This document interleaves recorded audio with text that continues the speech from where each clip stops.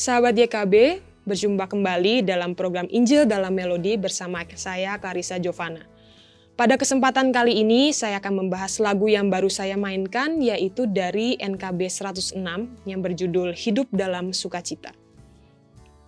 Lagu Hidup Dalam Sukacita merupakan terjemahan dari lagu Blessed Quietness, di mana lirik asli lagu ini dikarang oleh Manny Payne Ferguson, seorang tokoh penting dalam gerakan The Holiness Movement di Amerika, serta salah satu pendiri Peniel Mission di Los Angeles.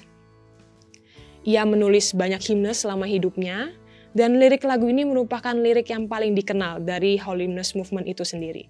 Lagu ini awalnya dipublikasikan pada tahun 1886 dalam buku The Highway Hymnal, hanya dalam bentuk teksnya dan belum ada melodi lagunya. Hingga akhirnya pada tahun 1897, lagu ini dipublikasikan beserta dengan melodinya dalam buku Songs of Love and Praise nomor 4. Namun melodi yang digunakan saat itu adalah melodi yang diciptakan oleh William J. Kirkpatrick. Melodi ini hanya muncul di beberapa publikasi saja. Hingga suatu saat muncul melodi Blessed Quietness, di mana pengarang yang tertulis adalah W.S. Marshall. Namun sayangnya asal-usul beliau tidak diketahui dengan jelas, sekalipun ada beberapa lagu hymn yang tertulis karya W.S. Marshall ini. Asal mula melodi ini juga tidak begitu jelas. Sebelumnya melodi ini digunakan untuk lagu himne yang berjudul I Am Listening, namun pada buku The Revival nomor 3 pada tahun 1899, melodi ini dipasangkan dengan lirik lagu Blessed Quietness yang kita kenal hingga saat ini. Pada publikasi tersebut, tidak dituliskan bahwa pengarang lagu itu adalah W.S. Marshall. Namun tertulis bahwa lagu tersebut diaransemen oleh J.H. Fillmore. Sedangkan pada buku Pentecostal Hymn nomor 3 pada tahun 1902, nama W.S. Marshall tertulis sebagai pengarang lagu, namun diaransemen oleh T.C.O. Kane. Pada saat ini, sebagian besar buku hymn sudah mencantumkan W.S. Marshall sebagai pengarang lagu, dan James M. Kirk sebagai arranger lagu tersebut. Inti pesan yang ingin disampaikan penulis adalah mengenai kehadiran Roh Kudus dalam diri orang percaya, sehingga kita bisa merasakan adanya kedamaian, kelegaan, dan kebahagiaan dalam hati kita. Dalam versi bahasa Inggrisnya, penulis banyak menggunakan kata-kata kiasan yang puitis dan dihubungkan dengan alam. Seperti contohnya pada bait pertama, penulis menggunakan istilah joys are flowing like a river. Kemudian pada bait ketiga ada lirik like the rain that falls from heaven, like the sunlight from the sky. Serta pada bait keempat pada lirik a fruitful field is growing, dan the streams of life are flowing. Hal ini menggambarkan cara kerja dan peran Roh Kudus yang indah dan lembut, namun sangat berpengaruh dalam hidup orang percaya. Sekarang mari kita lihat perbagian dari lagu ini. Pada bait pertama liriknya adalah hidup dalam sukacita, limpah ruah dan penuh. Roh penghibur sudah datang, tinggal dalam hatiku. Pada bait pertama penulis membahas mengenai peran Roh Kudus sebagai roh penghibur dalam hati orang percaya. Dan melalui kehadiran Roh Kudus kita bisa merasakan hidup yang penuh dengan sukacita. Dalam lirik bahasa Inggrisnya, penulis menggunakan kiasan joys are flowing like a river untuk menggambarkan sukacita yang didapat dari kehadiran Roh Kudus itu terus mengalir seperti aliran air dan berlimpah-limpah. Selanjutnya pada bait yang kedua liriknya adalah hidup baru, kesenangan sudah diberikannya, keraguan, kesedihan pun dihapus olehnya. Bait yang kedua ini membahas mengenai peran Roh Kudus yang menghadirkan kehidupan baru yang penuh dengan kesenangan, serta menghapuskan semua keraguan dan kesedihan dalam hati orang percaya. Pada bait yang ketiga liriknya adalah bagai sinar sang mentari, bagai angin yang kencang, telah tercurah roh ilahi dari sorga yang cerlang. Bait ketiga ini membahas mengenai pengurapan Roh Kudus atau roh ilahi kepada orang percaya.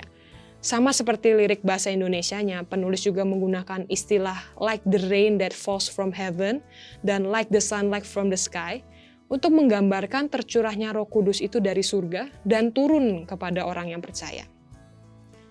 Selanjutnya bait keempat, liriknya adalah lihat buah kebenaran tampak indah berseri. Sudah hadir kehidupan dalam gurun yang sepi. Bait keempat ini membahas mengenai salah satu karya Roh Kudus dalam hati orang percaya, yaitu menghasilkan buah kebenaran. Dalam versi bahasa Inggrisnya, penulis juga menggunakan istilah "The streams of life are flowing in the lonely wilderness". Hal ini menggambarkan bahwa Roh Kudus itu bekerja seperti aliran sungai di gurun yang sepi. Artinya, orang percaya bisa lebih melihat bagaimana Roh Kudus bekerja ketika kita menenangkan diri dari semua kekacauan yang ada di sekeliling kita, dan fokus pada suara Allah itu sendiri.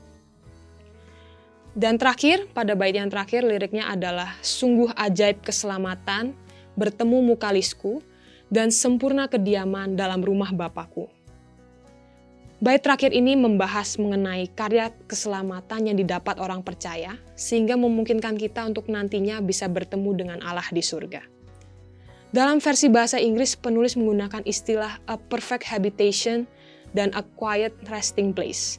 Hal ini untuk menggambarkan kondisi di rumah Bapa yang akan didiami oleh orang percaya nantinya merupakan tempat yang sempurna dan penuh dengan ketenangan dan juga kedamaian. Pada bagian refren liriknya adalah sungguh indahlah, sungguh ajaiblah, dan hatiku pun lega.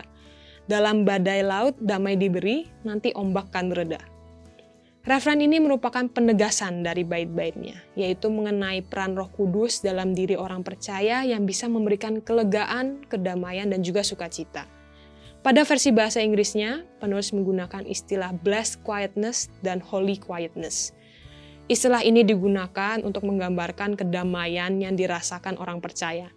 Meskipun dalam hidupnya terdapat badai, namun dengan adanya Roh Kudus, kedamaian dan kelegaan akan tetap dirasakan di dalam hati orang percaya. Selain melalui liriknya, pesan-pesan tersebut juga dipertegas melalui melodi dari lagu tersebut. Hal ini dapat dilihat dari kontur melodi, pemilihan nada, dan juga pemilihan harmoni.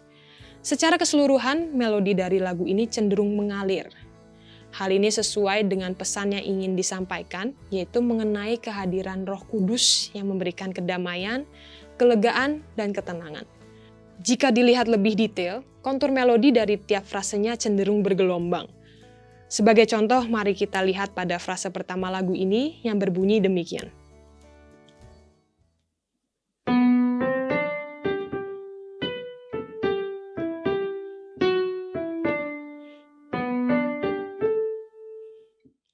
Pada frase pertama ini, kontur melodinya dimulai dari not yang lebih rendah, yaitu pada not Mi. Kemudian naik hingga mencapai puncaknya pada not Mi tinggi di bagian tengah frase.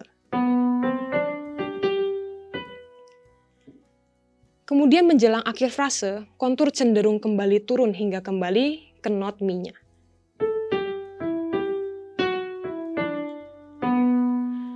Namun pada akhir frase, not kembali naik ke not Re tinggi. Kontur yang bergelombang ini mengakibatkan lagu ini terdengar menenangkan dan mengalir, sehingga sesuai dengan pesan yang ingin disampaikan lagu ini. Selain memiliki kontur melodi yang bergelombang, pemilihan nada oleh pengarang juga cenderung tidak memiliki lompatan yang sangat jauh. Hal ini mendukung lagu jadi terdengar lebih mengalir. Selain memiliki kontur melodi yang bergelombang, pemilihan nada oleh pengarang juga cenderung tidak memiliki lompatan yang sangat jauh. Hal ini mendukung lagu jadi terdengar lebih mengalir. Selain melalui kontur melodi dan pemilihan nada, pemilihan harmoni dalam lagu ini juga mendukung penyampaian pesan dari lagu. Lagu ini banyak menggunakan progresi dari chord tonik atau chord 1 ke chord subdominan atau chord 4-nya. Mari kita lihat contohnya pada frase pertama.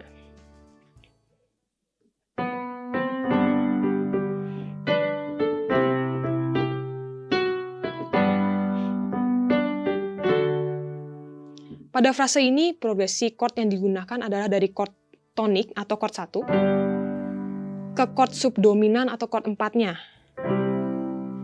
Kemudian kembali ke chord 1 atau chord tonik, dan berakhir di chord 5-nya atau chord dominannya. Penggunaan chord subdominan ini memberikan warna bunyi yang lebih terbuka dan bright. Hal ini juga mendukung pesan yang ingin disampaikan mengenai kelegaan dan kedamaian.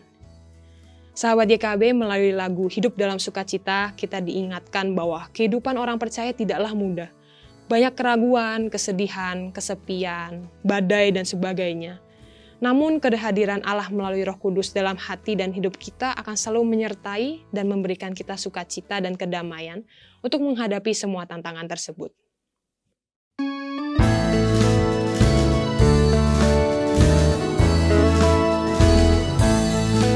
Hidup dalam sukacita, limpah ruah dan penuh, Roh penghibur sudah datang, tinggal dalam hatiku.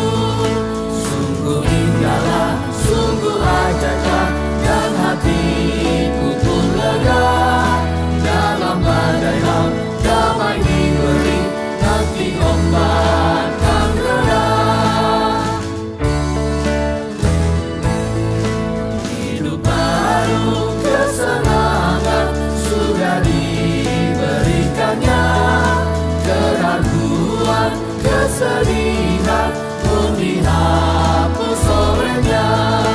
Sungguh indahlah, sungguh ajaiblah, dan hati